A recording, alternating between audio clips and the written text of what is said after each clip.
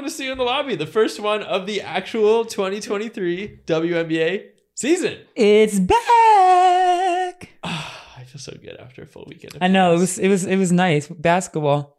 It was nice to just be able to turn on the TV and know I had something to watch at all times. How are your opening weekend vibes? It was a good opening weekend. It was, again, see basketball on TV all weekend. There was some good games, some good storylines. Sure. People balled out. It was a good opening weekend. I mean, we had BG's return. We had the Liberty get beat down. We had Stewie go set a record. Like, we had the Aces do what we thought the Aces would do. We have a lot to talk about in the show. A lot to talk about. But we have to... let's get right into it. Let's do it. I think we need to back things up just a smidge to last week. I'm mad this came out like shortly after our week record, so this news feels like a little bit old, but Marissa has a rant in her that I think that we need to get out. I do. Shouts to Alexis Morris for giving us some peak Twitter entertainment, giving WNBA Twitter. It was a great time for WNBA Twitter. Great time for WNBA Twitter. We are going to use those lines for the rest of the season for sure. For anybody who happens to be late, we want to make sure you're included. So here's the very short of it. Alexis Morris, LSU point guard. Great player in college, won a championship. Let's LSU and other schools. She was at 5 schools. I'm letting Marissa do this part of the talking. She got drafted, got cut by the Connecticut Sun, then proceeded to tweet, and I quote, "The vets got to know when to cut the net and pass the torch, bro." That's tweet 1. "If you knocking at 35, hang it up, and I mean wired hanger, hang it up. The new generational wave, 30 plus, hang it up. Udonis Haslem." That one was funny. So good. So good. Marissa, I'll let you take it from here. I don't even know where to start because there's so much I'd like to say on this. But first, I guess I'll go with these young kids have to humble themselves. They really do have to humble themselves. I blame social media. Social media is such a big thing in building brand and NIL and all that. But don't let that confuse you that you can hoop.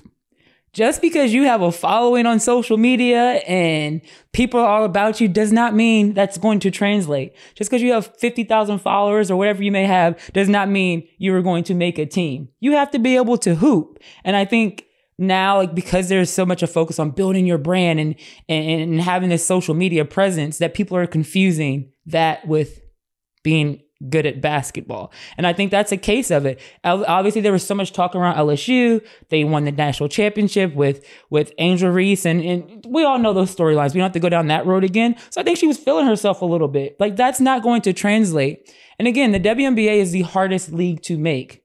So you have to either be elite or you have to excel at something. She's neither. And it's no knock to her, but it's reality. And it's just a respect factor too. Like, these vets, the lifespan of being a professional athlete, 3 to 5 years. And I think it's even shorter in the W. So these vets that have been in the league 10 plus years, do you know how hard it is to sustain that? The grind of overseas, WNBA season. Again, it's the hardest league in the world to make. So to be able to come in each year and compete and keep your spot, that's another thing. And it just doesn't make it. Why come out and say that is my thing too. This is certainly a strategy. Say it in your group chat, but don't outwardly say it. And two, she doesn't realize how she screwed herself, because now if you do make it to a camp again, all the vets are going to be at your neck. They are going to make sure that your life is hell. They're going to go right at you. And like the final thing I'll say is, if you are good enough to help a team win, if you are a good locker room player, they're going to keep you. It's about winning at the end of the day. This isn't some popularity contest. At the end of the day, if you can help a team win, they are going to find a spot for you. She couldn't help Connecticut win. Otherwise, they would have found a spot for her. And so it's not vets taking up space. Have there been vets historically that maybe should have hung it up a year or two sooner? Yes. But again, when you are these players that have put in the work, when you are a legendary player, that's what you get for putting in the work. That's what you get for help growing this game. So if you are one of these top 25 players of the W, or, perennial all-star Olympian, you get that respect. You get to hang it up when you want to hang it up. So it was disappointing to see, but I think it's the larger issue of just these kids these days need to be humbled. Well, I was gonna ask, so like, what's the fallout from this? Obviously, WNBA Twitter made a joke out of it. A lot of people, some people tagging you, asking for opinions. You had a shout out to grandmas. What does this actually mean now for Alexis come next training camp? Like, do you think that this could possibly hurt her chances in the future? Does she have to, apologize for things? We saw DeWanna Bonner, who would have been her teammate if she was on the team, had a post that was like, this spot was earned. Yeah. No, I think it definitely hurts her chances. I don't think she's a W point guard. And again, it's no knock to her. I know LSU fans are going to come at my neck. But again, it is very, very hard to make a W team. You have to be elite, and she's not an elite point guard. And the point guard is the hardest position on the floor because you have to know, like, we don't have to get into all that. So I definitely think it's going to hurt her. And then I saw somebody sent me, she did a TikTok basically saying, like, going to get all her friends and they're going to create a super team overseas. Again, it's not sweet overseas. Like, that's why, like, I can't wait for her to go overseas and see, like, you're not about to create a super team with all the rookies that got cut. There are Europeans out there that can flat out hoop. You just aren't familiar with them. I remember my first year overseas, it was eye-opening to me. It's like, there's great players all over the world, and there's tons of Europeans that could be on W teams, but they just don't. They want their summer. So I think she's going to go overseas and be humbled and see that it's a lot harder than she thinks. What advice would you give her? Like, listen, she had a bad tweet storm. It should not end her career. Obviously, we're talking about the complications now of vets wanting to go after her in future training camps. Obviously, older players having feelings about her. Like, how can she grow from this moment? And it's her and her generation. Again, it's just being humble. That's all it is. Like, it is a grind. It is hard to be a professional athlete in general. It's hard to sustain it. Like, I played 10 years, ups and downs, peak. It is hard. So it's recognizing and respecting those that have been there before you. And I think a big thing is a lot of these college players don't follow and watch the W. So they don't know these players. That always amazed me. I had that even when I was in locker rooms asking questions. Like, I would be amazed at the lack of knowledge. So I think that's a huge part of it. I think these college coaches, you guys need to start encouraging your players to follow the W, to watch the W, to study the W. Because if you're a college player and you have aspirations of making it to that league, why are you not watching those players? That's the pinnacle. Those are the best players in the world. Why aren't you trying to learn from them? And I think that's a big problem, is because they don't follow the W.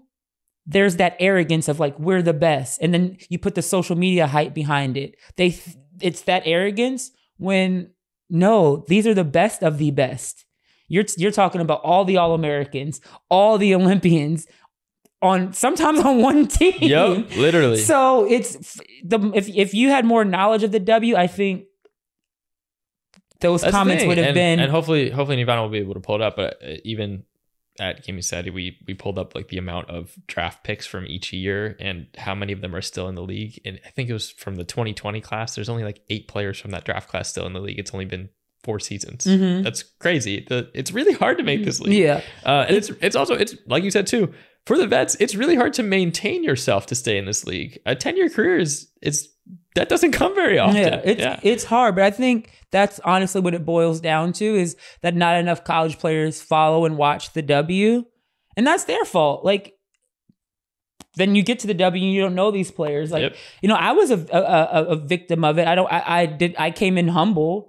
I didn't come in with this arrogance, but I didn't know who Deanna Nolan was until I got to the W.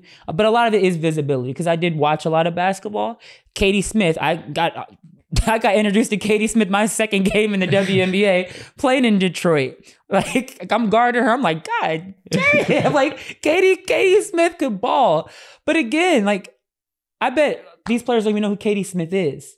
That's the thing. Yeah. So it's knowing the history. At least for the current generation, I know we have a lot of complaints still, and the league still needs improvement on getting their games on national television, getting on a more regular schedule, making sure we don't have to channel hop all the time. But the game is much more accessible now than it was when you were growing up. Mm-hmm. So there's less of an excuse for these players to not cost $20 for league pass at this point. I was point. gonna say, college coaches buy your team the league pass. 100%. And those league pass also has games archived. Like you can go, you can even go back and watch the classics if you really wanted to. Like it's all there. You just got to make the time for it. I encourage every college player that has aspirations of making it to the WNBA that if you don't already follow and watch the W, this is the season to do it, to start doing it, and encourage your teammates and friends to do it as well. That's it. It's all it is. Like if those are your goals, then that's what I'm sure they're watching the NBA finals. Yep. I'm sure they're watching the NBA season. You need to follow the W. One thing I will say, Alexis Morris, thank you for the quote, because in our rec league games, whenever Marissa misses a shot, I will now be saying, hang it up as loud as I possibly can. Okay, we can pivot. We want to go to some quick hits from over the weekend. Let's do it. Ring us in. Let's talk about some actual basketball that happened. And I want to start with one of the best returns ever that we were so excited about. And she's played 2 games and has looked freaking good in both of them. Brittney Griner. BG looks great. And she looks happy. Really happy. Which it just warms your heart. Like I even got goosebumps just saying that. Because, this time last year, there was always such this dark cloud around, there was a dark cloud around the start of the W season. It was hard to enjoy the sport. Flat out. Like it didn't feel right. So to see her back and to see her happy and the warm home welcoming she got and the numbers she put up, and to see that fight and fire in her, it was good to see. I was gonna say, yeah, she looks really good for someone who hasn't played in over a year. Like, we were worried about like what would she look like coming straight out of the gate. What would her conditioning be like? Obviously, we're used to somebody who's an MVP caliber player year in and year out. She looks great. I mean, she's operating the low post. You can see how comfortable and at ease she is playing. She chucked up a 3. I shouldn't say chucked up. She shot a 3. It looked great. The form looked good. I think it was her like 6th made 3 ever. Like that's not something that's usually in Brittney Griner's repertoire. But she felt comfy. It looked good. I'm looking at a player who feels like an all-star this year after 2 games. Yeah, I think she will be. She's on a mission, and I think things were put in perspective for her. She's probably she's just happy to be playing basketball again. Yep. So she's going to relish in that moment. Phoenix needs help, though. That's the thing. Phoenix needs help. Phoenix needs lots of help. They need help. I don't know how they're going to improve that roster, but it certainly doesn't look like enough. Yeah, I mean, for me, I just don't think it's a good coaching fit. I'd be surprised if she lasts the whole season. But they need some help, and I want them to get some help because I want BG to have a successful season. It's hard to see Diana, like you're not used to seeing DT on a struggling team. Yeah, the shot's not there so far. Yeah, they're gonna need some more weapons, and that's gonna be tough to do. We're obviously still waiting to see if Skylar Diggins-Smith is gonna play this year or not. Yeah. But that's the only hope. Anyway, at least BG's out there. Another game I wanted to talk about because. Luckily, again, perks of having a great co-host is you get to go have some great seats at a basketball game. I went to Mystics Liberty, sold out crowd. It was so much fun, although it did take a little long to get in the arena because they weren't used to that arena is a nightmare. Which we got to work on that, folks. Anyway, but the product on the court was wonderful as the Mystics like completely rattled the Liberty in game 1. Like that team had zero chemistry. It looked like they were playing against a team that had a lot of chemistry, had clearly played together because I'm realizing half that roster was the team that won a couple of years ago. The Liberty looked shook. Like there was no, John Quell wasn't really fitting into the offense. Sabrina was taking way more shots than Stewie, which probably shouldn't ever happen again. And JJ, yeah. But I mean, we're going to obviously talk a little bit about the Liberty because they played a second game. The Mystics look damn good. We've said it, everybody said it, that Aces Liberty, the third team, are the Mystics. Are they the third team? For sure, in my opinion, but yes. Are they the third team and not the second? No, that's the question I'm asking. Yeah, no, and we said this when everything happened with New York. You have to be able to put it together. And you and I said that it's going to come down to Sabrina accepting her new role. And it's a tale of 2 games. Like you said, the game against the Mystics, in no world should Sabrina Ionescu get more shots than 2 MVPs. No. Sorry. She's not proven at this, like you're not an MVP, you're not Olympian. You know what I mean? Like you have Stewie that has won twice, 2 W titles. She's an MVP. JJ's an MVP. Been to the WNBA finals multiple times. Why is Sabrina, she's in her 3rd year? Why is a 3rd-year player, because she was injured first year, getting more shots than 2 proven MVPs? Yeah. So it's going to come down to Sabrina accepting her role. You are now game two was a lot different. And that's what it's going to have to be. But they're also playing the Fever. Which also, yeah. She's going to have to, you're now the 3rd, 4th option. It's interesting. Like game 2, that for the Liberty, that offense was really ripping. Like the ball was moving. Obviously, again, they're playing against the worst team in the league. So that made more sense. But it's an interesting balance between Stewie and Jonquel figuring out where they're supposed to be on the floor, since they both kind of operate in the same space. And Sabrina and Vandersloot also are both figuring out how to adjust to having each other. So it's going to take time. It's going to take time. Game 1, though, my biggest takeaway was like, damn, the Mystics look great. And like I was saying, like half the roster from the 2019 championship team is back. Christy Tolliver looked great in her role. Elena Unleashed was amazing. I mean, she had no limit restrictions. She was awesome. Shakira Austin might be an all-star this year. I would, at this point, be surprised if she wasn't. I mean, she looks like maybe the 2nd best player after Deladon on that team. And Brittney Sykes was a really underrated signing. I told you, Brittney Sykes was but yeah. Brittney Sykes fits on that team perfectly. They are pesty defenders and willing passers. That's what they are. Sykes is a player that the Mystics have never had, but they've always needed. She's dumb athletic. She can defend, and she can score. That's a bonus.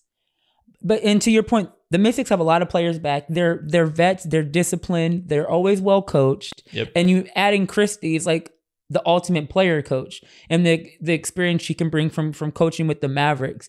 So I mean, they may be the 2nd team. I mean, we said it from the beginning. It's not as easy as just they have all the superstars on the team. Yep. They're going to win. I think it's going to take New York time to figure out.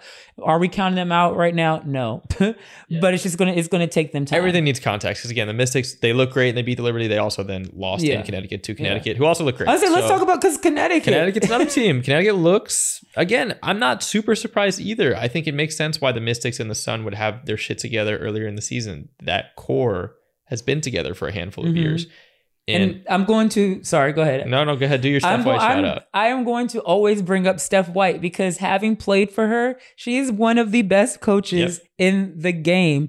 And the way she elevated my game in Indy, her coaching style, how she knows where to put people and bring out the best in them. And you add Breon January as an assistant coach who played for Steph, who's a great basketball mind. They have solid pieces. And you put that coaching on top of it, like I think you can put them up there with, Aces, Liberty, Mystics. I think too. Yeah, I think the Liberty, probably the thing that we can take away is that the Liberty have the 2nd best roster on paper. It's going to take time for them to become the 2nd best team in reality. Agreed. And Connecticut and DC are going to trail right behind all year. I said it before the season even started. Obviously, losing Jonquel Jones sucks. She's debatably the 3rd best player in the entire world right now. But what Connecticut did is they brought in Tiff Hayes and they have another shooter, and now they're able to operate differently. Like JJ is more of a slower paced player. Now AT can go and run. She can go and run. Yeah. And Bree Jones has a clear defined role. She is the center now. I think all those things are really helpful. No, I agree. Yeah, we'll see. And again, the Liberty, I think too, on top of like it needing to take time for them to gel and mesh, how are they going to handle the pressure? Because you guys are supposed to be it. You guys have been talked about. You guys are this super team. Like that's hard. That's added pressure.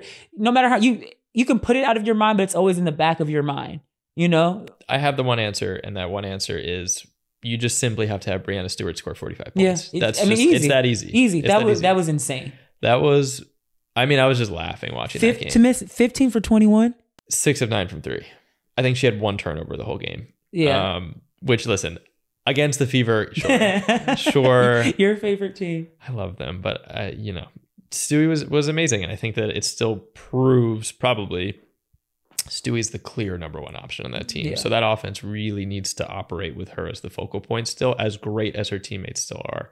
But that's what she can do. She can turn on a minute. I mean, she just started raining threes. She hit fadeaways in the mid range, had their GM smiling in a way that I have never seen before. it was a lot of fun and just proved how dangerous they are because Breanna Stewart's there. Yeah. What do you think about Dallas? They surprised me in a way. Listen, I have been waiting for the Satou Sabally leap for a minute. I think there was a healthy and reasonable conversation to be had of her or Sabrina at number 1 in that draft class. And Sabrina had her big year last year, and I'm hoping that this is the one for Satou, because if she is playing at a 25 point per game level, this team is a different story. Yeah. Satou is extremely versatile, can defend multiple positions, can score in multiple ways. To me, she's the answer for this team taking that lead. No, agreed. I made my bets this weekend, and I had Atlanta beating them, and then I was actually kind of shocked. I was shocked too, because historically Dallas hasn't given you a reason to bet on them. I would agree. So I was pleasantly surprised with that game in particular. I didn't catch the other one, but they might. Maybe are they turning a corner? I don't know. It's a little early, but I'm watching. Yeah. We haven't rung the bell. Ring me in. Ring. Do like a yeah. Okay. I wanted that. Okay. See that we just have this. I know. I wanted a little more emphasis. I didn't want like a little one because it wasn't the right tone for that. I know. One of the final things we want to talk about, the rookies. Yeah, we had some pretty good. We had some good rookie debuts. Pretty good rookie debuts. We had some good rookie debuts. Who'd you like? Aliyah did Aliyah things. I think Aliyah looks solid. It's what we talked about. She's going to be solid. I truly believe that's what her career is going to be. It's just she's always been like that silent assassin. She's not going to do anything super flashy, but she's going to. That first bucket was kind of flashy though. But go ahead. But she's going to give you 15-9, 10 and 10. Cooke surprised me a bit. Zia had a game. She surprised me. She's made for these moments. And if you look, we just talked about 2 South Carolina players. Yep. Dawn prepares you for the league. And I think that, and I saw some of this chatter on what's that app? The Bird one? Yeah, Twitter about, a reason why a lot of these players that are favorites get cut the next level, not just this season. I mean, this draft seasons prior as well, is because a lot of coaches aren't preparing their players for the next level. It's preparing them for the now, preparing them for what can you do for me right now at this university, and not preparing them for life in the W or life after. And I think that's why you see traditionally the players that have success in the W are players from school like University of Maryland, UConn, South Carolina. You see there's others, because I know people about to say about that, but two South Carolina players had great rookie debuts, and obviously bonus because Dawn played, so she knows how to prep. But yeah, I was gonna say, I mean, Zia just looks super comfortable. I kind of said like usually players have like a welcome to the league moment. She had like a league welcome to me moment. Like that was legit. That was a legit showing from her in that game. And that's what LA has needed. Also, I'm really glad that that's the team she ended up on, because they've needed shooting. They've needed a scoring presence on the wing, and I think she's going to bring that. So I'm super excited to see where things go. I also think this shows that this draft class, I know it was kind of heralded as like an Aliyah Boston, and then like, I don't know, between Cooke, Boston, Jordan Horston is clearly going to get minutes in Seattle. I think this draft class might actually surprise and give a couple of real contributors. Yeah. Yeah. I think it's going to be solid. All right, Marissa, what else are you looking out for this week in the W? We have an actual like full week coming out. Anybody you're looking to see impress you? No, honestly, you're vibing it out. I'm still filling it out, seeing what's going to be what, who's going to be who. Just super excited for this season. I think it's going to be a very, very good one. I don't think it's as cut as dry. No, it's just. I mean, we didn't talk about the aces. Oh, Jesus that's Christ. The one. Okay, do the aces and then we're good. Total. What show is total domination? I just completely forgot because that game was so holy crap. It was a 40-point beatdown to start the year. Yeah. Insane. Like it's exactly what we thought. And then you look how balanced the scoring was. Yeah, because that team you can tell. We could tell last year that team likes each other. Like that team is completely okay sacrificing stats for winning championships. That's the whole point. That's why the Candace Parker signing made so much sense. That's why none of us really made a big deal of like, how is Candace going to fit in the lineup? Like, obviously Candace is going to fit in the lineup. She could score 0 points and not care at this point. She just wants the ring. It's way early in the season, but I don't see anybody being able to beat them in a 5-game series. I'm sorry. It's gonna be really hard. You have to beat them again. It's early in the season, but in my opinion, you have to play 5 perfect games, because you're not going to beat them in 3 or 4. Sure. In order to beat them, it'd be a 5-game series. You'd have to play 5. Well, to win 3, you'd have to play 3 perfect games. It's gonna be. And I don't think you can play 3 perfect games out of 5. At least I was a little mad to start the season that we weren't getting Liberty Aces for game 1. Now in hindsight, I'm like, all right, well, that would have been super ugly if that happened now. So I'm kind of thankful that we have a couple of weeks for the Liberty to get their shit together before they play. I am still curious. When those teams play against each other, I do think New York is going to play with a different type of energy. Like, that is the game we were all waiting for. But yeah, to your point, it makes no sense that a team would beat them 3 out of 5. Yeah, I don't see it. And even if it does end up being Aces Liberty, I still don't know if the Liberty can do it, because you think, just say Asia, Stewie cancel each other out as far as like what they're going to contribute. JJ and Candace cancel each other out. Plum and Sabrina cancel each other out. I'm going to go with what's left on Aces, because we didn't even mention Chelsea Gray. We did, and what she did last year. We didn't mention Jackie Young. They got to find a defensive answer for Chelsea Gray. That's probably going to be the thing. And we'll see though. I mean, the Mystics also are a team that I can see giving the Aces some troubles as well, because they're great defensively. That's the thing. And that's why the thing. I think that's where the Liberty are going to struggle, and that Sabrina and Sloot aren't the best defenders. No, and neither one of them can, guard Chelsea Gray or guard a Plum effectively. So I think that's it. With Liberty, their defense is going to have to be by committee and not the individual. It's going to have to be team defense all season, right? Because they're not great individual defenders. Well, I'm excited to see how things go. I think we should still over-exaggerate everything after just 1 or 2 games because it's fun. But we will actually settle into the season and find out where teams are at. Hopefully by like week 3, 4, we can start making some definitive stuff. But I'm hyped. This is what we wanted. I'm so glad the season is here. We have all of the stars pretty much playing. Marie Johannes also coming back, so that's fun. She saw 1 game and she was like, "Fuck that, I'm on my way. I'm on my way home." So this has been a really fun start. You want to tell the folks where they're going to be able to see in the lobby pretty soon? Folks, we're kind of doing big things. Wait, my turn. Whoa.